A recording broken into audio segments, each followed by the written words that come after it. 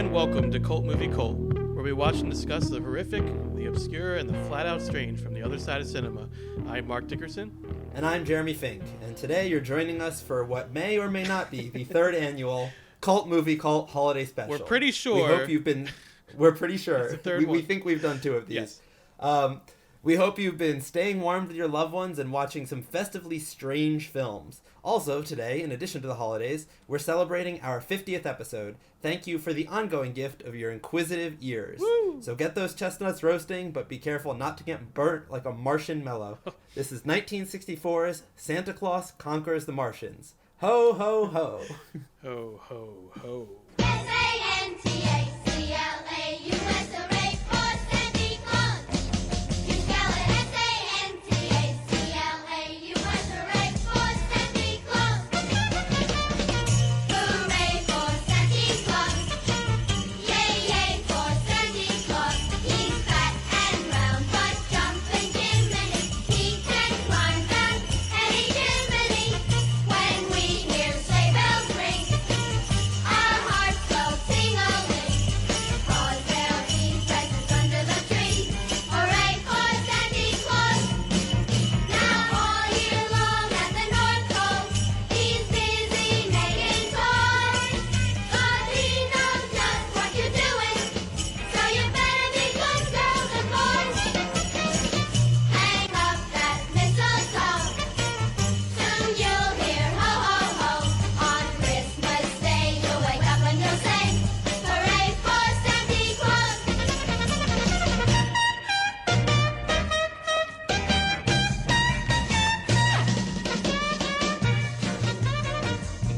All right, so here we are at our third annual holiday special. Let's just call it 2021, because we're not 100%. We're pretty sure. Our 2021 holiday special. We did Black yes. Christmas, and then we did... So Silent Night, Deadly Night was actually two movies, but we did that as one special. So I guess maybe that's why we're getting confused. So anyway, this is our 2021 holiday special, and we did Santa Claus Conquers the Martians from 1964, which is a movie that exists, and I have always wanted to watch it. This is my first time. Jeremy, same, right? First time watching this one? Yes. Very much the same. Yes. Had never even heard of this one. It was funny. We'll get into the little synopsis and everything in a moment here. But we were talking about wanting to do a holiday special, and Mark texted me saying, how about Santa Claus Conquers the Martians? And I had never heard of it, but based on the title alone, I was like, we're watching it. I loved your reaction to that. Movie. You're like, that sounds amazing. We have to watch that. Yeah, it sounds fantastic. Right, yeah. I mean, the title alone just sells you on this one. So to give a little detail as to what it actually is, Santa Claus Conquers the Martians is a 1964 American science fiction comedy film directed by Nicholas Webster, based on a story by Glenville Marith. It stars John Call as Santa Claus. It also features a performance by future Golden Globe winning Pia Zadora as Gurmar, one of the Martian children. Her first movie. Yep. Her first movie. The plot is a little convoluted, so I'm not going to go as straightforward with a synopsis. Yes. But essentially, there are some Martian children who are kind of in this state of malaise. Is that a good way of putting it, Mark? Would you? Yeah, agree? they're kind of they're TV heads. They're zoned into that TV. Yeah, which is ironic because this movie definitely has the feel of a TV movie. I had to say exact same thought watching it. It really does. There were definitely certain moments, which we'll get to later, where I felt like this is where they planned the commercial break. I know. Exactly. Yeah. But basically the Martian parents, I guess you could call them parents. It's the family structure and how children are raised by the Martians is a little vague because it seems like information is kind of inputted into their brain. Right. So the family structure is, I'm not totally sure, but essentially the parents start becoming concerned about their Martian children and decide that they need to do something about it. So they go to visit this elder Martian who says that the children need some kind of cheer and fun in their lives, and the way to do that is to connect them to Santa Claus. Right. And so the Martians decide to kidnap Santa. Yeah, because they don't have a Santa Claus and they need one. So that's what they end up trying to do, and not the worst idea for a kids holiday movie. I actually thought it was sort of interesting, but we'll dive more into it. obviously, like we usually do. But first, I did want to bring up just the simple fact that this movie is public domain, which is a beautiful thing. And also, so, I believe Plan 9 from Outer Space was also public domain. Am I correct in remembering that? Okay. I don't know for sure, but it totally seems like it should be. Yeah, it seems like it should be. And this movie definitely reminded me of Ed Wood type film. Yeah. So that was appropriate, I thought. How was the version that you watched? Because sometimes when things are public domain, like there's varying degrees of quality going around. So how was the one that you ended up watching, Jeremy? It was pretty good. Yeah. I watched it because it's public domain. We can actually talk about like where it's streaming and stuff. Yeah. Because sometimes YouTube. we like to encourage people whenever possible to get your movies in a legal way. Yeah. Purchased or on a streaming service in some way. Yeah. However not that these filmmakers are making money off of it because it's public domain. I watched it on Tubi. Which I love. If you don't have Tubi is great. Yeah, they have a lot of good stuff. Highly recommend it because they have an incredible collection. A lot of stuff that we talk about on this show is on. Yeah, I've seen probably more cult movies on Tubi than anything else. But it was pretty good. It was a pretty good print. I couldn't complain. Okay, good.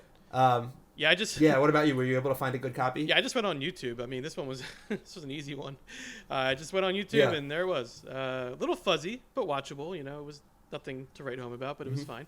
And again, it does have that TV movie feel, which I'm really glad you said that, Jeremy, because I guess it was like the fade outs that they constantly have throughout the movie, but it definitely felt like a TV movie. And that's the thing. Like I tried to research and find if it was or not.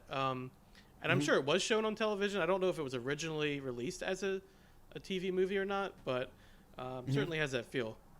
And then just to kind of go through from the beginning. So we have the credits in the beginning, and this reminded me of The Blob a little bit because it has that song, that very catchy opening credits tune, very reminiscent of The Blob. And this one's called Hooray for Santa Claus, which I'm definitely playing as part of this episode, which I just like love it. I listen to it like over and over. It's so good. And aesthetically, I love the title sequence. Yeah, it's great. It really brings you into It's great. Yeah, brings in a holiday spirit. So, so you have that song and catchy little tune there, and then we go right into a special report from KID TV, being watched, as you said, Jeremy, by the Martian children, and I guess they're on their planet at this point. And it's kind of hard to tell with some of the backgrounds and stuff like that, like where are they supposed to be? But So Mars doesn't look like what we traditionally think Mars looks like.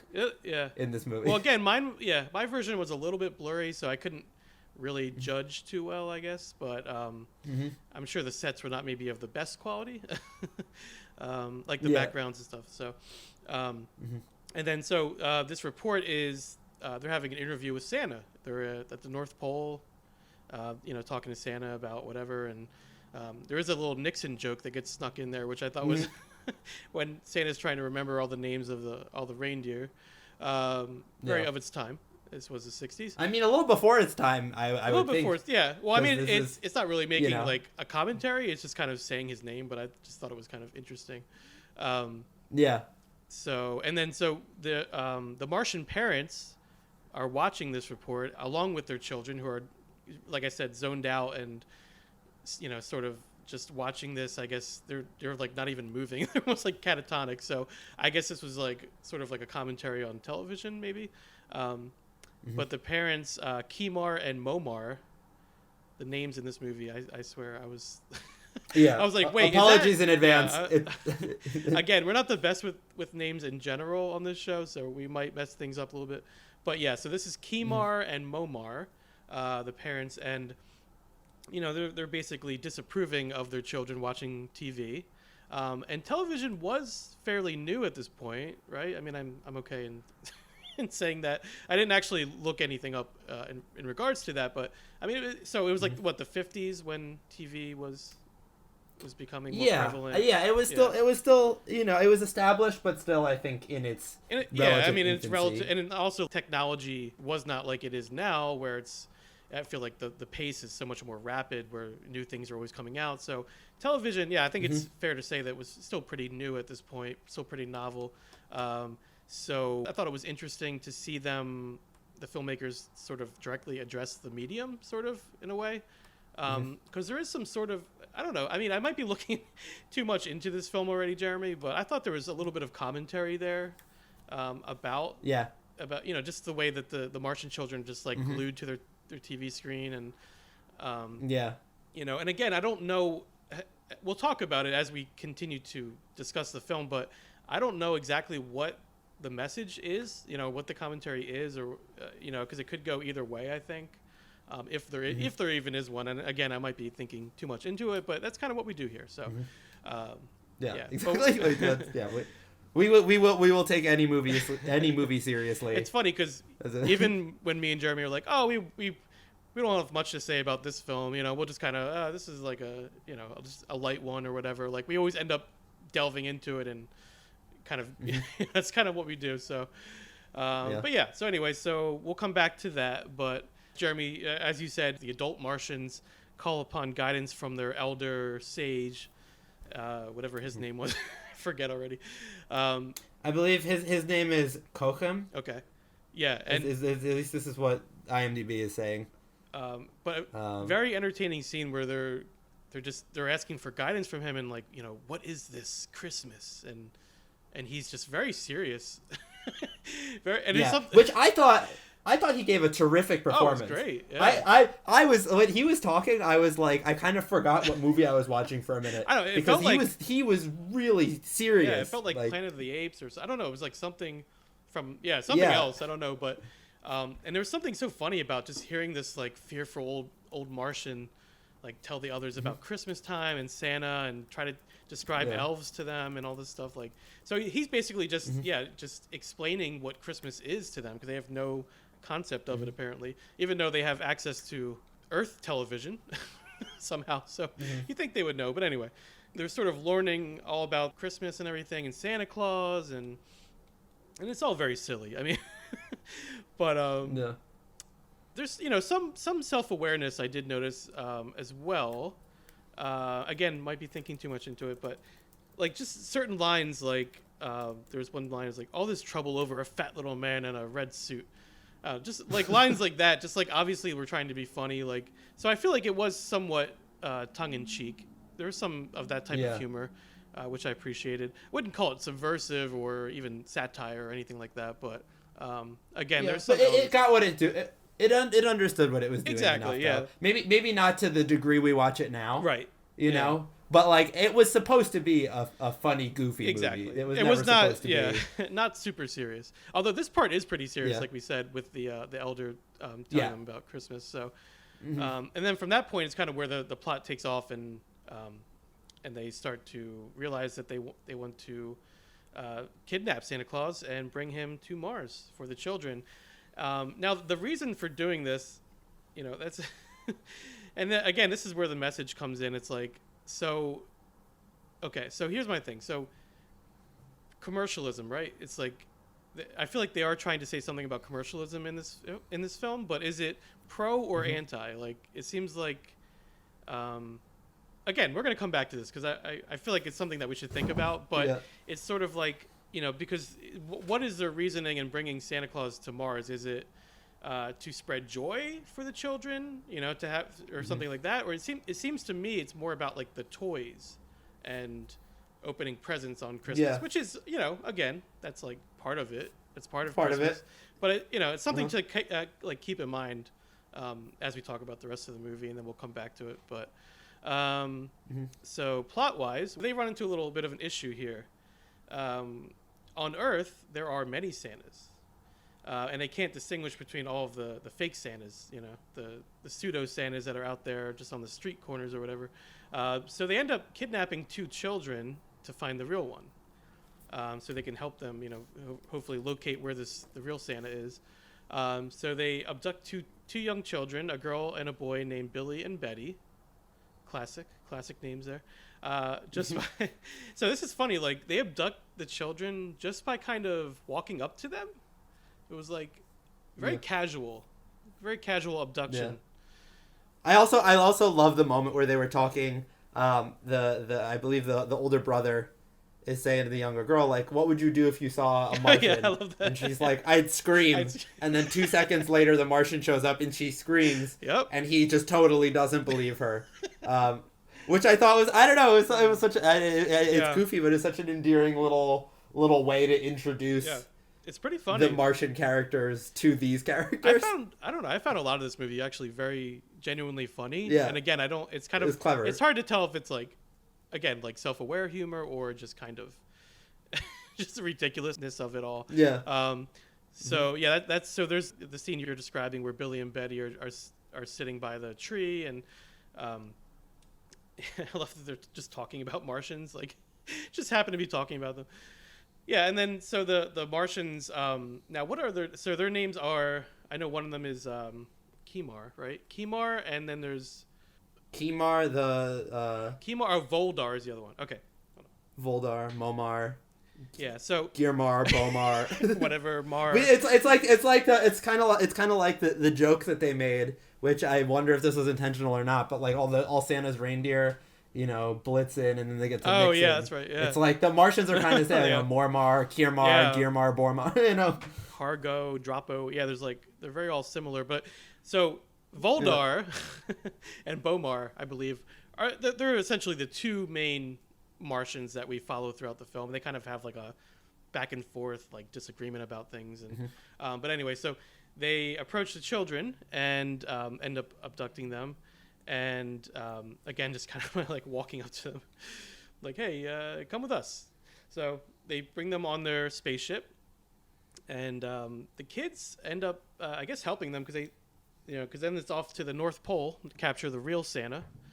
And so at this point, Billy and Betty actually are able to escape, and they try to find Santa's workshop so they can warn him.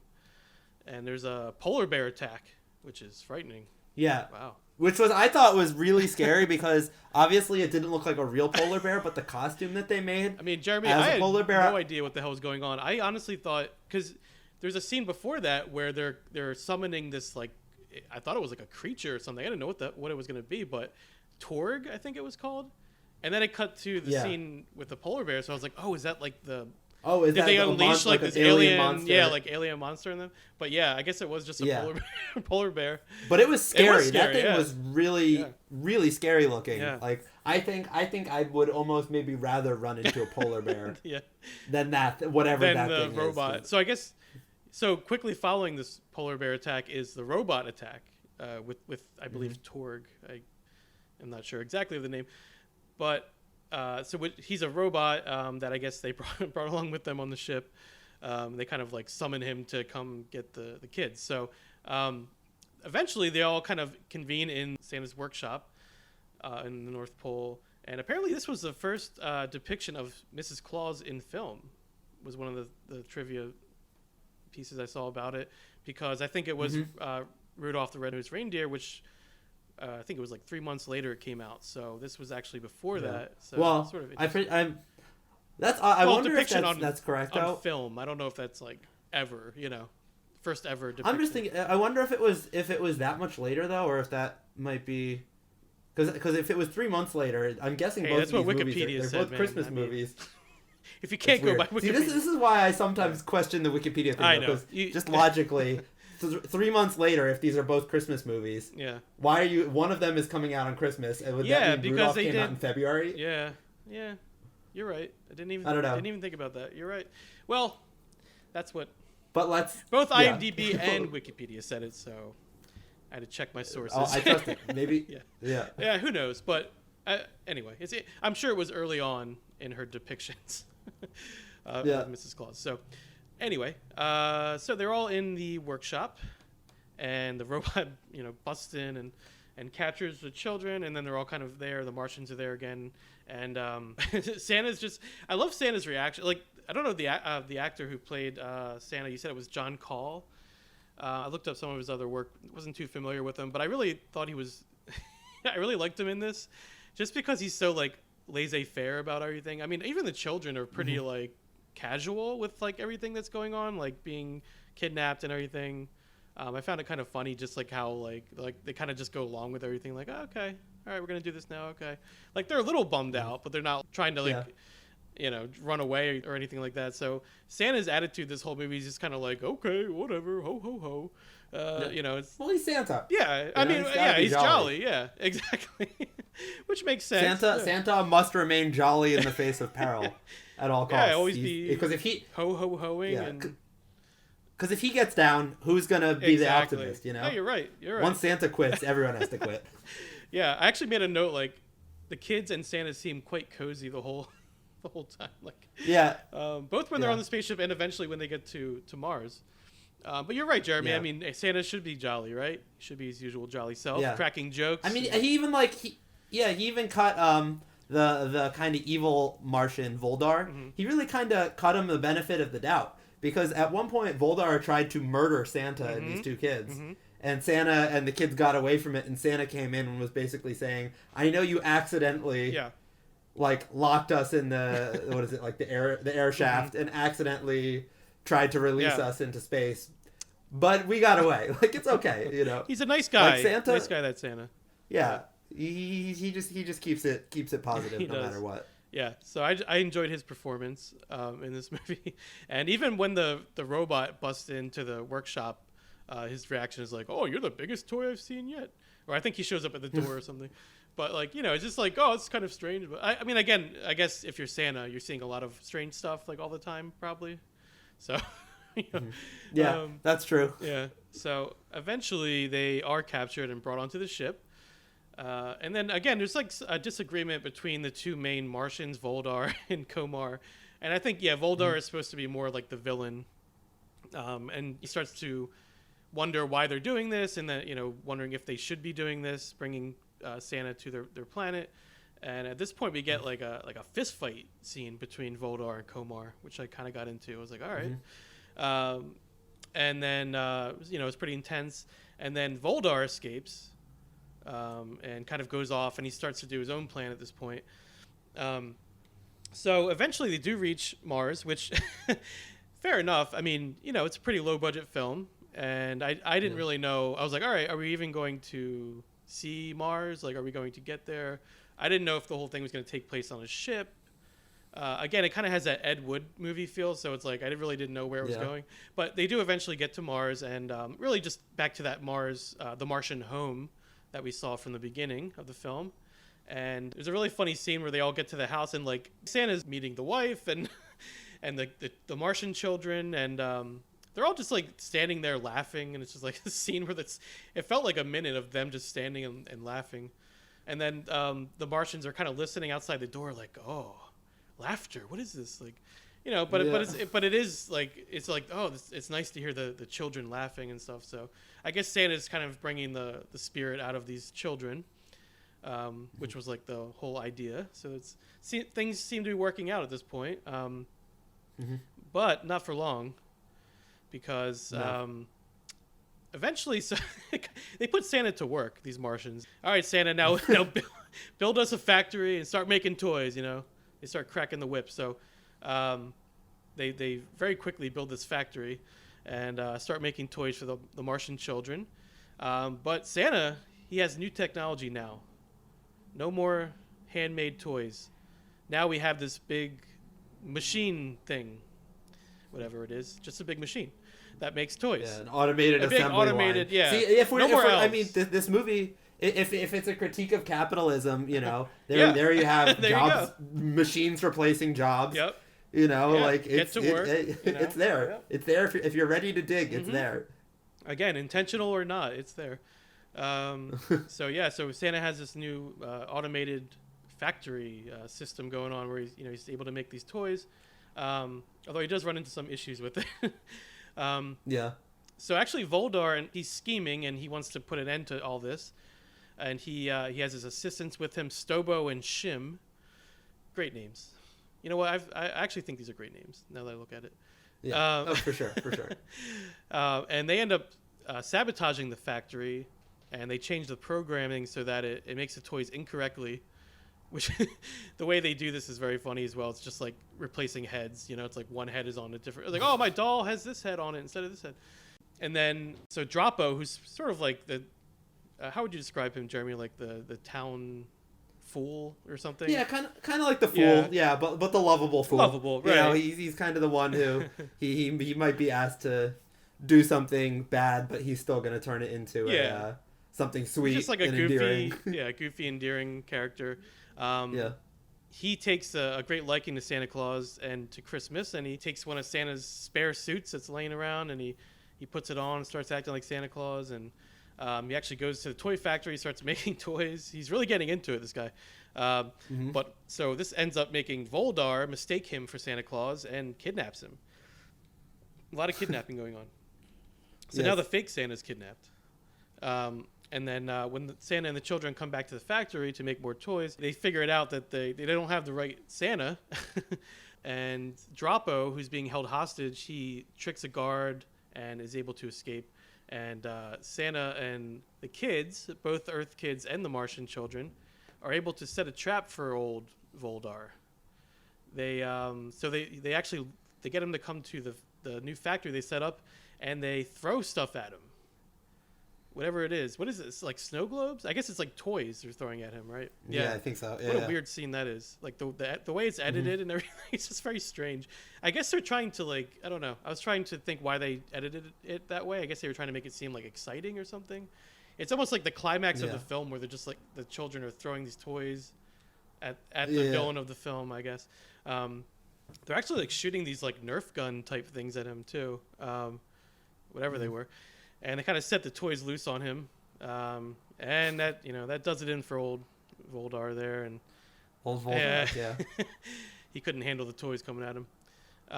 It's too much. Yeah, but Kimar then arrests him and his assistants, and Santa notices that Droppo is acting like him, and says he would make a good Martian Santa Claus. And then so I guess he becomes like Droppo's like the Santa Claus of Mars now.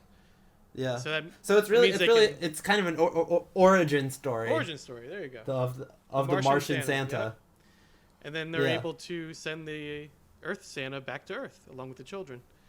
Yeah. Which is pretty much the end of the movie. There. I mean, it's space shuttle taking off toward Earth and big moon in the sky, stars with this faint image of Santa's face that gets superimposed over it. Do we ever get? And I feel like we might have, but I could be wrong. Do we ever get the Earth children's parents or any reaction? No, I don't think so. Because it seems like all this takes a while. Yeah. Like, I mean, it takes a while to get to It takes a while, you're right. Well, again, I feel like everyone just kind of has this, like, the same attitude about it where it's like, okay, this is what's happening now. Like, so it's more of like an inconvenience being kidnapped and taken to another planet than anything else. Yeah. I don't think we see any Earth people other than these two children, actually. Oh well, I guess the reporters and stuff like that, who TV, are talking. But other than that, not really. Besides Santa, I guess. But just beautiful though, that ending though, Jeremy, with again, like when they're flying off into the stars and you see like Santa's face superimposed over it with the message "Merry Christmas" comes over. And then, of course, you have that song come back in, "Hooray for Santa Claus," along with the lyrics, which I thought was a nice little touch. They put the lyrics on there for you. Yeah. And there you have it. That's the end of the movie. You wonder why that tune didn't catch on and become a Christmas staple. Really. They should add it to Spotify or whatever for the radio stations for that. Yeah, I mean, I think it's perfect for it, but it definitely has like that 60s kind of like boppy, catchy tune to it. Yeah. But yeah, there you have it. Little holiday oddity, perfect for Cult Movie Cult, I thought. And again, just from the title, it's like I have to see this movie. But again, Conquers the Martians. I don't know about that, but see, it's funny when I read the title, knowing nothing about this, my initial reaction. I was kind of expecting like a Killer Clowns from Outer Space kind of like something that was going to be really excessively violent and maybe when they remake I wasn't expecting maybe the remake they'll do that, a heartwarming family film. But what I did think was interesting, one thing I did like a lot, I mean there are a lot of things I liked in this, but one thing I liked is that the Martians weren't all bad. It was really everything that came to be was just kind of the Martians trying to take care of their kids. Even Voldar, right, he was just afraid of a change in the fundamental way that they live their lives. He was like, I don't know, we've been doing change. Yeah. Okay. Yeah, which is a little bit, Mm-hmm. conservative, and the way he goes about it is maybe a little fascist. Yeah. But like, I think he's coming from a good place. Mm-hmm. It doesn't seem like he has a desire to kind Yeah. of sabotage or take power. Mhm. He's just like, I just think maybe things are kind of okay the way they are, and this will resolve itself on its own. Yeah. And maybe we shouldn't start bringing in, Yeah. big men from other planets. I noticed that too, though, what you said about like not all the Martians are evil, or usually when you see Mhm.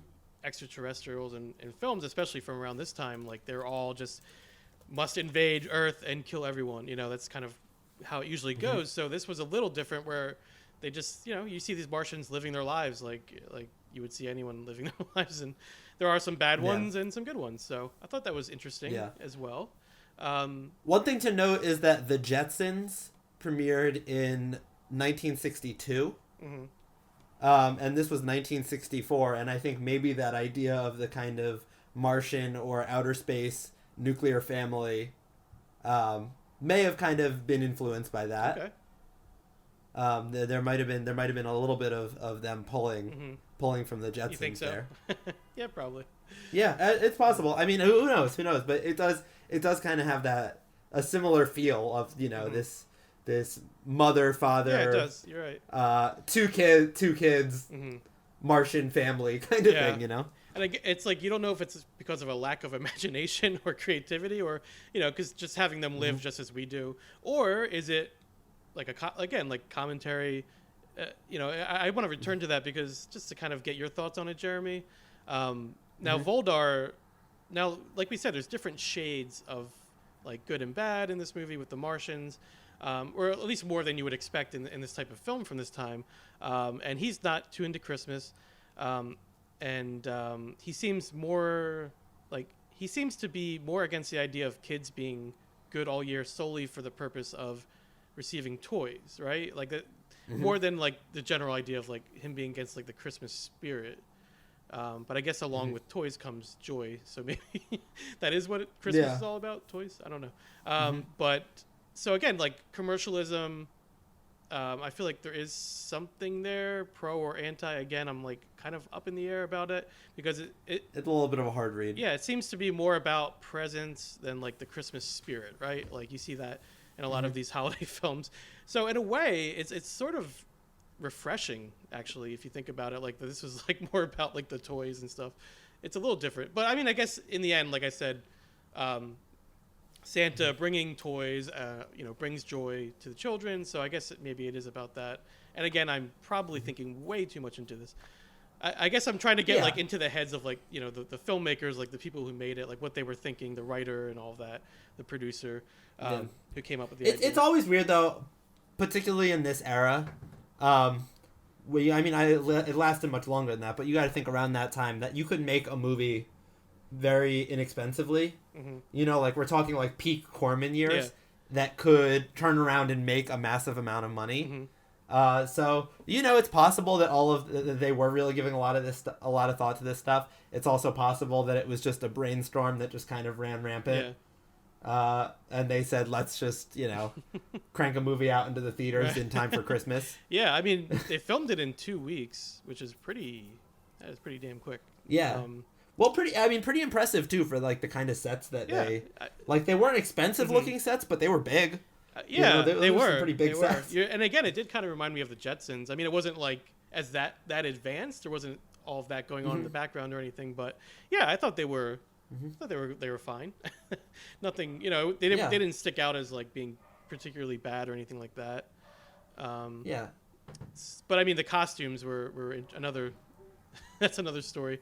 What was going on with those costumes? But I think the way in general that they kind of imagined the alien life to be, and the production design, like it didn't feel like I don't know, there was something really cool about it. Like I really liked it aesthetically. It obviously now 60 years later, almost we know that's not what the future kind of looks like, but there was something, I don't know, I liked it aesthetically. It had a cool tone to it. Very Jetsons, very 60s idea of very 60s. of the, vision for the future, I guess.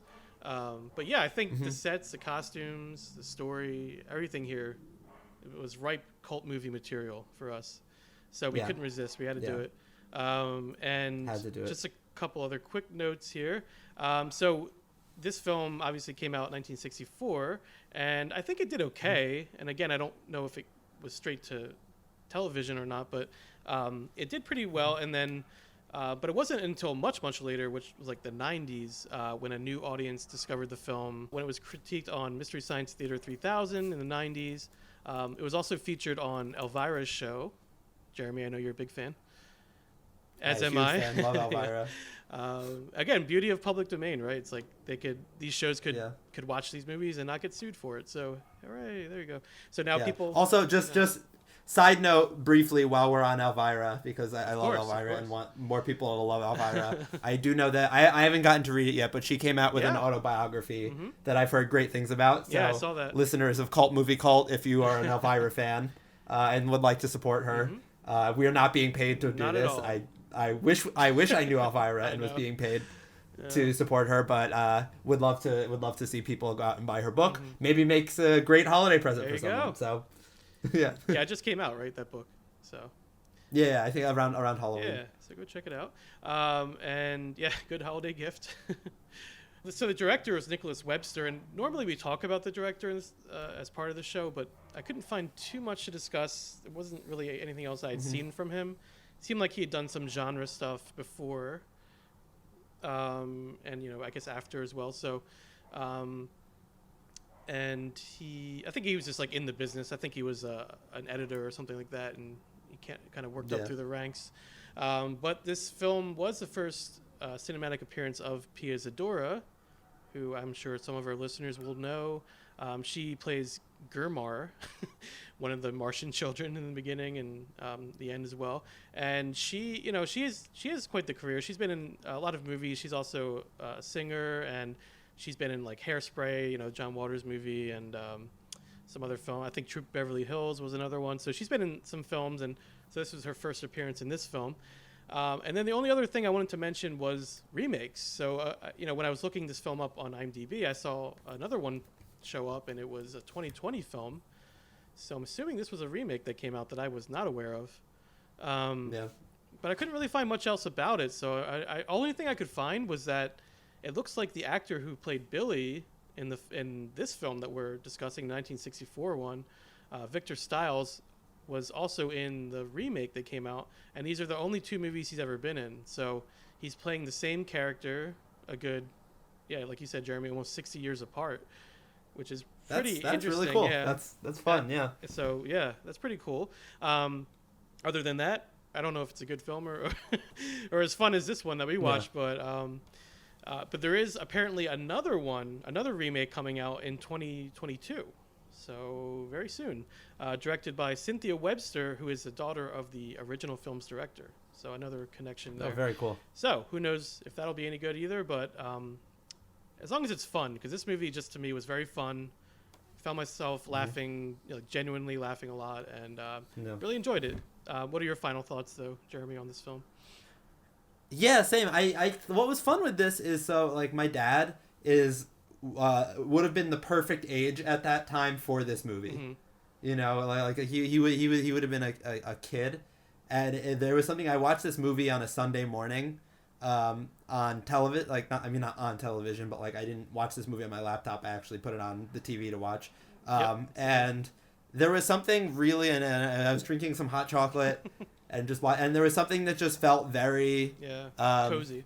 very cozy, and just like I was almost able to kind of put myself in that feeling of being a kid in 1964 and waking up and watching this movie on TV, even though we're not sure if this movie actually played on TV. Yeah, it's those fade outs that make it feel like yeah. a TV movie. Yeah, I even got the full experience. So as we mentioned, Tubi before. Tubi has commercials. So I even got the full experience. And it just, I don't know, there was something really, really fun about as those opening credits came in that I just went right there. I only had 2 ads on my YouTube version, but I can see what you mean. That kind of makes, it's part of the whole experience when you're sitting down this kind of movie. I actually projected this one, so I watched it way, blown up, like probably way bigger than most people would watch it. But Yeah. Yeah. Again, I totally get what you're saying. Like, I just enjoyed myself. I had like my coffee with me and just sat there and had a good time. So, I mean, when you think cult and holiday movie, this is probably the first one that's going to pop up in your head, I would say. Yeah. It did Yeah. for me anyway, because I've been wanting to talk about this one for a while. So I'm glad we finally got to. Yeah, glad we got to see it. Yeah. Santa Claus conquers the Martians, sort of. I guess he teaches them a lesson about something. Christmas spirit, maybe. He kind of conquers them emotionally. Emotionally. Oh wow, that's Yeah. All right, we're gonna end on that. That's a Yeah, good one. right. Because he's not really going in. You know, like I said, when I pictured this, I imagined Santa going Guns in blazing. with some kind of candy cane shooting bazooka or something. Yeah. That's a movie we gotta make. But Jeremy. I think but I think the way he conquers Our their hearts. lack of joy. He conquers the Martians' hearts. Yeah. He conquers the Martians and conquers our hearts. And our hearts. And that's what we want from a holiday movie, you know. He wins us over with his Santa-like charm. He does. Ho ho hoing. Santa still got it after all still these got years. it.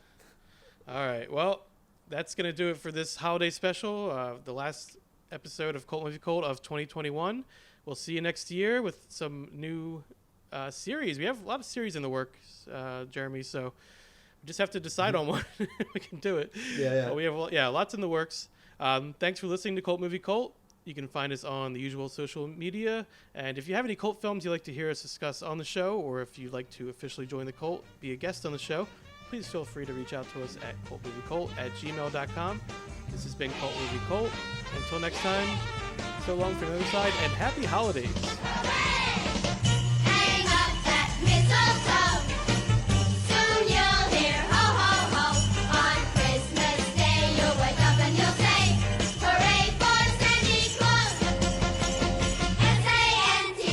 S-A-N-T-A-C-L-A-U-S, hooray for Santa Claus. You spell it S-A-N-T-A-C-L-A-U-S, hooray for Santa Claus.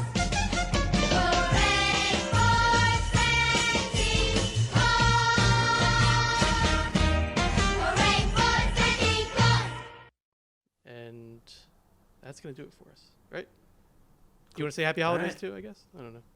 Yeah. Happy holidays. Happy You can holidays. Just lay it over. Yeah. Or we should just do one where we say it like the same time, just then. Happy holidays. Or maybe I'll just play this whole thing and not edit it.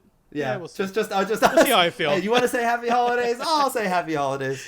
Yeah. Well, happy holidays. Happy holidays. All right.